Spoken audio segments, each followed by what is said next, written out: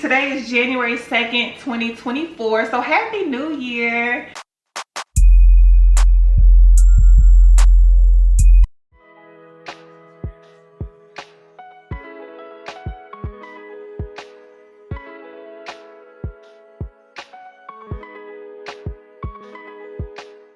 So today is going to be really quick because these are just the normal things that we normally get. It's really nothing new. I got some more of our favorite snacks. Nature Valley oatmeal squares, soft baked. I don't like the peanut butter. I prefer the Nature Valley soft baked.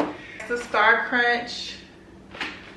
We eat a lot of bacon. This isn't the normal kind I get, but I do try different brands of stuff. They all really kind of taste the same to me. I got the Smithfield Naturally Hickory Smoked Bacon Thick Cut. You always need bacon in the freezer for like green, cabbage, stuff you can just put bacon in to eat. Bacon for breakfast.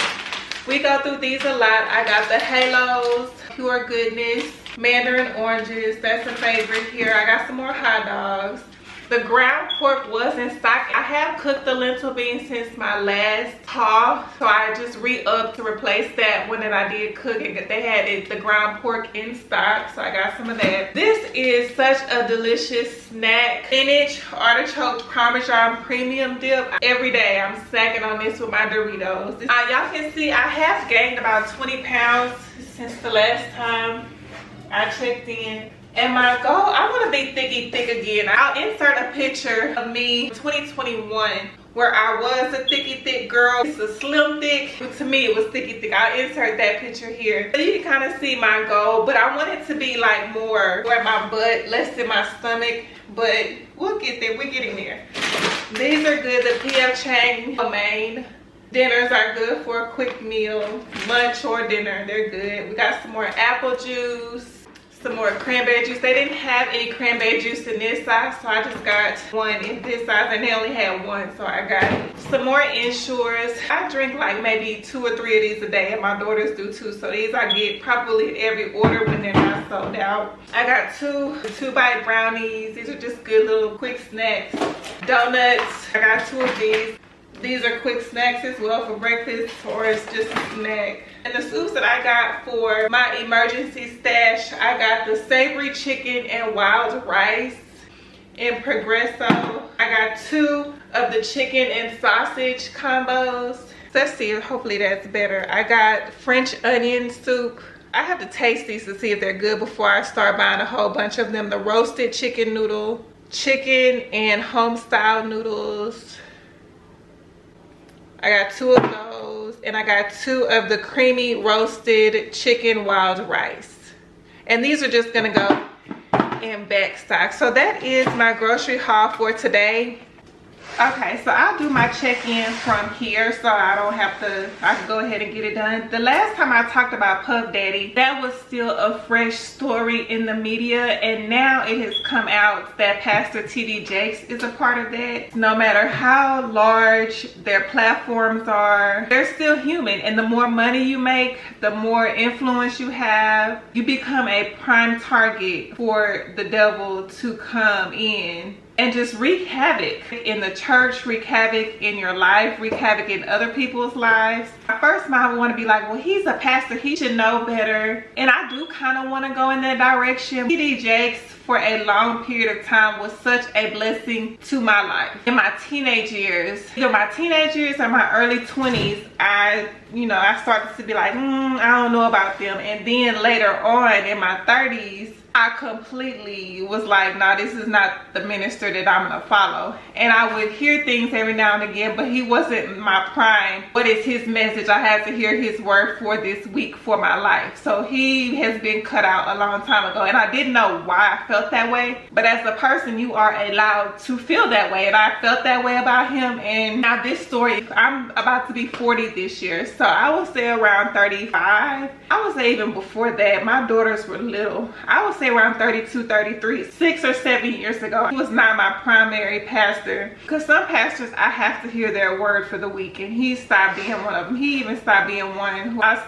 would flip his YouTube. I wouldn't even watch him, and I didn't know why. I'm not saying I'm super spiritual, but I'm saying I am very sensitive. He just stopped being a pastor that I sought guidance from for my life. So that's what I'll say about that. It's a lot coming out, and I feel like his situation may be very similar to the other pastor this happened to, who was disgraced. I can't think of his name off the top right now. It's unfortunate, but I do think Pastor T.D. Jakes is going to have a similar outcome. I heard a prophetic word about his situation. I really don't listen to the witches and the fortune tellers. I don't listen to them, but when there is a prophetic word from someone who feels like they are hearing from the mouth of God and they have a message, I pay attention to it. Now, I won't say I take it with a grain of salt, but I put it in my backlog in my mind of what that prophetic word was and what they said. It was not good for T.D. Jakes. I just pray for him, pray for his family. His family has a lot going on, but his one daughter is doing well in the ministry. He has other children that are not in the forefront.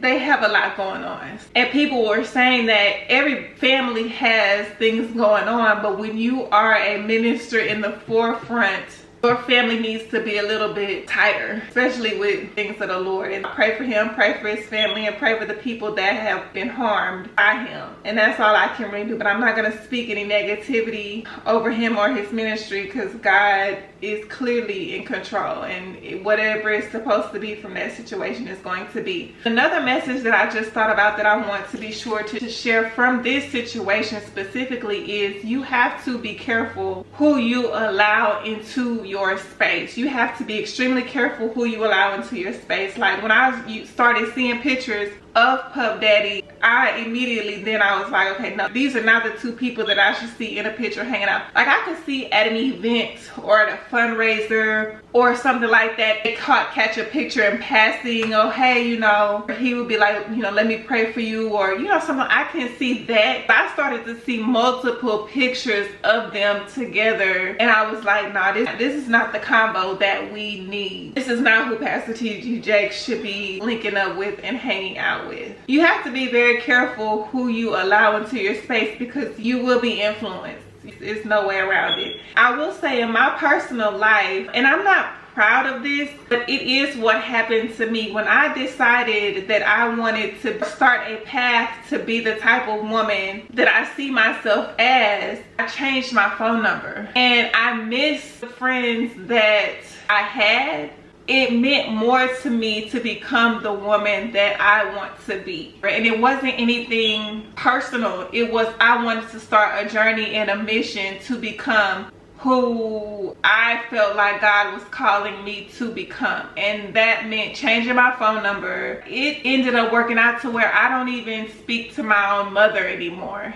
You won't hear me speak on that very often, but the people that you have around you who influence you matters. I'm so glad that God helped me out of that. I'm just happy that God delivered me from the weight of that, because it was very heavy. With the weight of that, I'm very, very serious about my spiritual life. I allow myself to see what I allow myself to hear, and the same with my daughters. That's very, very important to me. And that comes from a mother who was so spiritual, who was so into God, so into Jesus, and she tried her best. She tried her best, and I'm just going to leave that where it is. I just pray that God handles that situation, and I know he has, because there's not a day that goes by that I don't ask God about that situation, and he confirms in some way or another that I'm okay. I'm okay in his eyes. He's pleased with me. I'm just gonna leave it at that. But you do have to be very mindful and careful about the people that you allow into your life.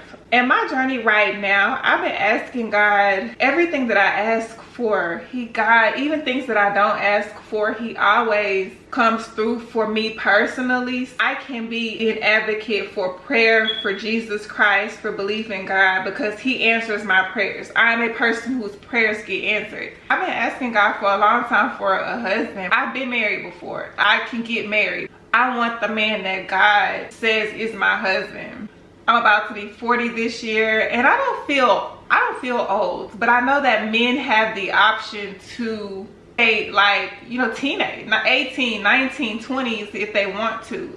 I still work on my body. Like I said, I'm gaining weight, but I've never played with my body in the body of a 40-year-old woman before. This will be a first for me. I'm enjoying myself. I love myself. That will never change. I'm just going to keep going. I do want to be married, but I would rather be committed to God. Whoever is my husband, it would have to be straight up from the throne room of heaven, because my situation right now, I would say I'm comfortable. I would say that I'm comfortable in my home. They came and exterminated today. I am still killing roaches, but it's not as bad as it was when we first moved in here in 2021. Today is January 2nd, 2024. So happy new year. We are into 2024. Happy new year. I believe this is day 63 of our 400-day mile marathon. So I feel like I didn't say happy new year because I feel like I started this year a while ago with the 400-day mile marathon. We started preparing for it. It's still happy new year. That's the message for today. Be mindful of who you allow into your space. Now, I'm not saying be mean. I'm not saying any of that. I'm just saying be mindful. I had to go through a healing, years of healing. I would say 4 years for me, maybe even longer. I started the process even years before that, before everything kind of snowballed and manifested. So I would say it's been years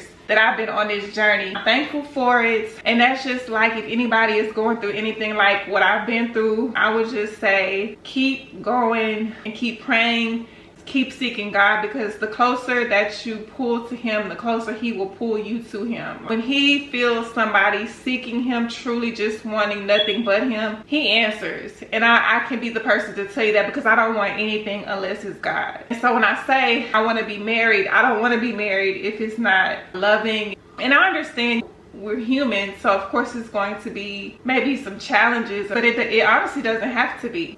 I've never had a problem getting a husband. I know I can get a husband, any old husband, if I wanted to, but I want the man that God has for me. Keep me in your prayers for that. I'm excited for it to manifest, because I feel like I'm not old, but I'm just wondering, like, okay, what happens to your body? I've been celibate 8 years, going on 8 years, and I just wonder, like, how does it feel in your 40s? Majority of my 30s were spent in celibacy. I would rather continue it in celibacy, because I do not want what I know from experience can come with being with the wrong person. So I don't want to talk your ear off. I feel like that has been long enough.